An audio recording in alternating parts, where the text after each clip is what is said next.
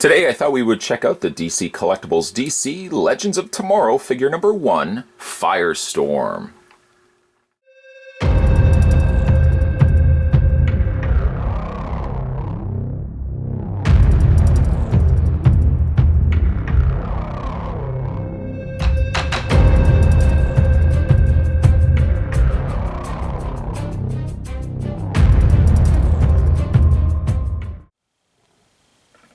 I found Firestorm here at a local comic book shop. Definitely wanted to pick him up. You know, really, he is one of the nicest looking face sculpts. We'll get a look at that right away now. One of the nicest face sculpts from a television, a television-based figure line.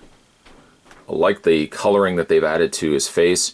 He's got one little bit of a wonky eye going there. I don't really know what's happening there, but the other side is really nicely done. I like the airbrushing that they've done to the back of the head to give it that brush cut look. The really short hair there, gradually going to a fuller hairstyle at the top there. He's got really some nice skin tone being used here, being utilized in the figure. But yeah, I really don't know what's going on with that one eye. That's the one only small thing that ruins basically a solid face sculpt. He does also have a second head. We'll look at that in a second. Body is really nicely done here with the reds, the blacks, and it's not quite even like a yellow. It's kind of more on kind of like a gold colored yellow. Some nice dark shading there added on the under kind of mid torso area here. And it gets a little darker right around this section here. The reds, I love the choice of red that they used here. And the panel lining really makes all of the outfit pop on this figure. It's got a little bit of silver just down by the boot section here. Very, very clean. You know, I think this figure could have been disastrous if the paint was off ever so slightly. No, the paint's pretty good on this figure. I've got just like a little bit of red here where one of the little button snaps here are, but just a little bit of red. But other than that, a nice, clean, pristine looking figure. Really nicely done. Now, like I mentioned, he does come with another interchangeable head, probably the head that most people will favor displaying this guy with. You have the Firestorm Fire coming out from the back there. Nice translucent yellow, some orange there incorporated.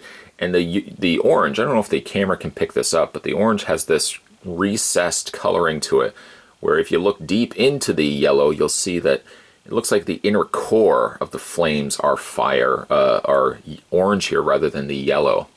It's really a nice effect. Fire, you know my feelings when it comes to fire. It could be a make or break on a figure. Sometimes it just looks like a big collar. Sometimes it just looks like levitating fire attached to someone's head. This one, surprisingly, I'm actually pretty content with, pretty happy with. The eyes don't nearly have the issue that this defaulted figurehead had. I personally would gravitate a little bit more towards this head, more so than this head here, but entirely your option. To change out the head, you just kind of grab the torso, wiggle the head off the ball joint, and just replace the head. A smart move also by DC Collectibles that when they package the figure, they package him with this head rather than this head right here. I mean, just adds a little extra oomph for any collector. Immediately they see this guy with fire stick coming out of his head here, and it's like, wow, I gotta pick up this figure right away. Fire doesn't end there, my friends. He does actually come with a couple of interchangeable hands too. He does have somewhat just gripping hands, not as exciting. I mean, probably a little bit more exciting than the closed fist that he's currently got in his arms. But he's got a couple of kind of grasping hands too. They don't really serve any purpose. He doesn't come with extra fire or anything like that. But he does come with a pair of like gripping hands, 2 of those. That makes a pair. Then, if you want to get a little bit more jazzed up, he's got these really cool flame hands where you can see the fingers peeking through the fire. I really love these quite a bit. And he gets 2 of those. Let's see, there's the other one right there. And just to show you what those look like, we'll pop those hands out of the sockets. Of course, finding the appropriate hands, making sure thumbsies go in. That's some things don't change on this channel. One of which, my campaign to have thumbsies go in. Okay, and then he's got, you know, a couple of fire hands. Very, very cool. And that's not really the best wording to be used. Very, very hot, I guess, would be a better appropriate description. If you want to do a little extra fire, well, this hand here, you can pop out completely. No, there's more going on than just that. And he's got this.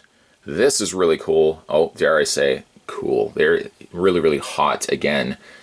It's basically like the same sort of hand. Almost the sculpt is identical to one another. But then he's got this fiery fireball coming out from the palm of his hand. There's the underside right there. And you can attach it into his hand, being of course mindful of the peg. There we go. And you just kind of attach that into place. Now, I do find like the hand is a little on the loose side, just a little bit. It also has the angle of the fire, if this makes any sense whatsoever, the angle of the fire, the way it's angling down, it doesn't seem like there's a real natural way. I mean, I bent the elbow at one point. It kind of looks a little on the silly side. I feel like if the fire had been angled slightly a little bit further up this way, that you could have his arm sticking out. And I think it would just look a little bit more natural. To have it kind of leveled, you know, parallel to the floor, you have to have either the arm really angled up, or you have to have the elbow bent.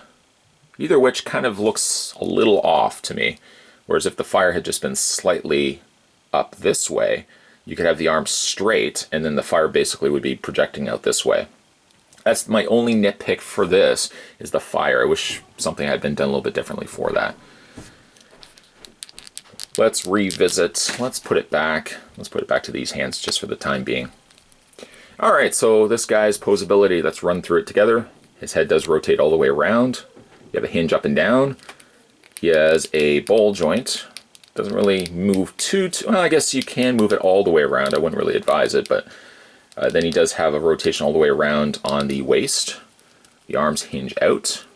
A rotation all the way around on the arms. A bend in the elbow. Hold on there, hold on. A rotation in the forearm and a rotation and hinge on the individual hands. Then when you get to the legs have a forward, back, out motion. He does have a double hinge on the knee. Now this figure would be great for a flight stand, if you can get like a flight adjustable neck, something where you can get him levitating. Very cool indeed. There you go, saying cool again. A hinge up and down on the foot, and not really much in the way of ankle pivot. Maybe just a little bit of ankle pivot there for you people that love your ankle pivots. All in all, a really good looking figure. I'm really glad I picked this guy up. I do like the accessories. I like the flame hands. This again, flame hand, pretty neat. Again, I wish the fireball could be angled just a little bit better. I guess you could kind of angle the hand a little bit more further back.